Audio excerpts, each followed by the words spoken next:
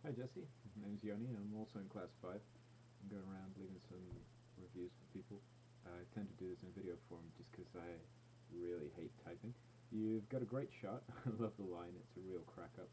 And yeah, it's working really nicely. You know, you've still got a few things to do, but you know, this is polish week, so hopefully everything will be done by the end of this week.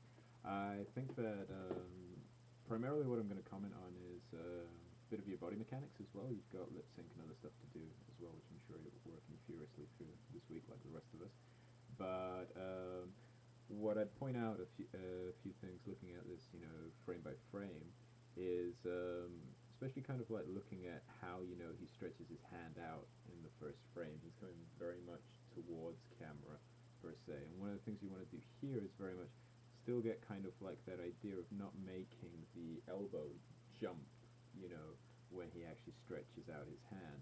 So I think you've still got a lot of time, you know, to actually, stretch the hand out.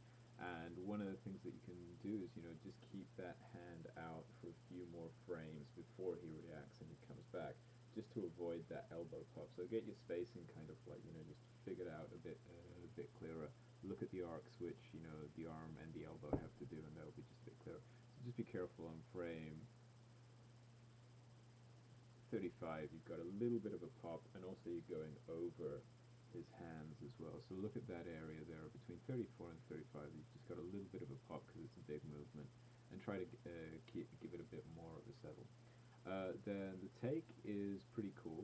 I think that you have to kind of like delay the hand that's on the top of the cubicle just for a couple of frames as well. So currently you're lifting it up at the same time that he's ducking with his chin. And one of the things that you'd want to do would be to duck with the chin first, go up, and as he comes up, then the hand follows afterwards, and that will just break that motion up a little bit. So pretty much keep the hand, stuck to the top of the cubicle in frame 45, and I'd say don't really lift it up until he's kind of like around about frame 50. Then you can do the motion with the arm of him actually going up and doing a little bit of that reaction on top of the cubicle there. So then kind of like when he comes back again, keep those arcs flowing very clearly, and also get more of I've changed a little bit the posture of his hands on the side of the cubicle.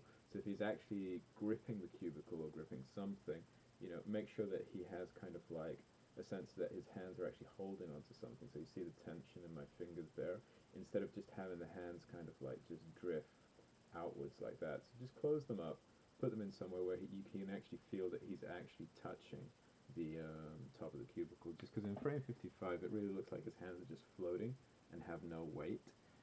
So coming through there, I love the little eye darts, his the way that he kind of like moves forward, and I think that pretty much here, you don't, for me, kind of like that little drift that he does with his hand in frame 105. I think you can probably take that out and just favor that, to have him actually holding there, and just lean up a little bit, and just do a little bit of an animation of the hands, kind of like just tilting on top of there. And then I'd also look out for, the head intersecting, with his hand on 119. Just because, again, it's one of those things that, when he leans over, you can have him leaning over like this and keeping the distance between here rather than having it just like there. Because he's not exactly leaning on his hand, but it just looks like he is to an extent. And then when we go into the next shot, one of the things that jumps out at me is a little bit about your camera angle to an extent, but your second character looks a little bit off balance because he's very much, almost he's, instead of being straight, he's almost like off to an angle.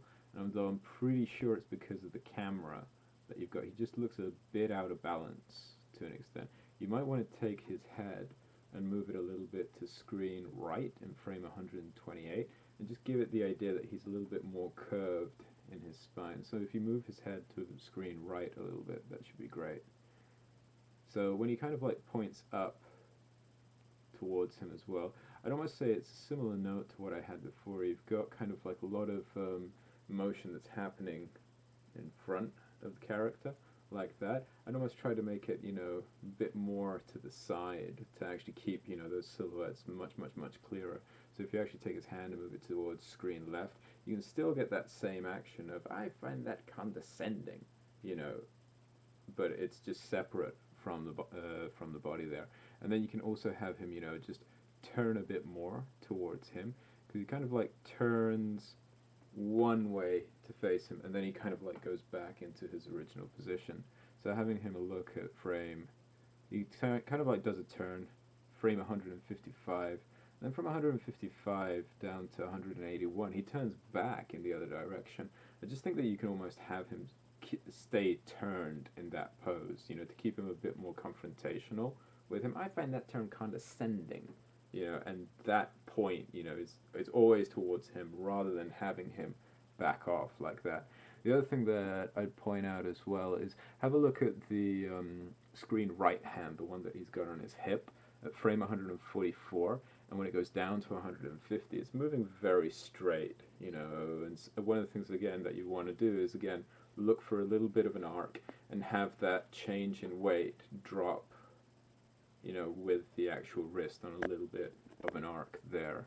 So I think between frame 136 down to 156, just clean that arc up a little bit. It's a little bit straight, it feels a little bit spliney. And then when he comes back down and he says condescending, again, clear those silhouettes in 185, just move the hands a little bit separate from the body, and almost you could rotate the screen right wrist a little bit as well. So instead of having it with the forearm here, you can just see a little bit of the top of the thumb like that. Okay? I love his reaction over there. Just want to have a look at it for a second. I think on condescending, I'm not sure if he'd blink there, because it would be condescending.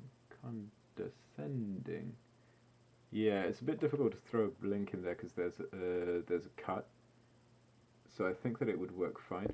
But he does look like he's a bit spaced out, which is not kind of like a bad thing. But I think you might want to do something with the upper eyelids of him with your character on frame 215.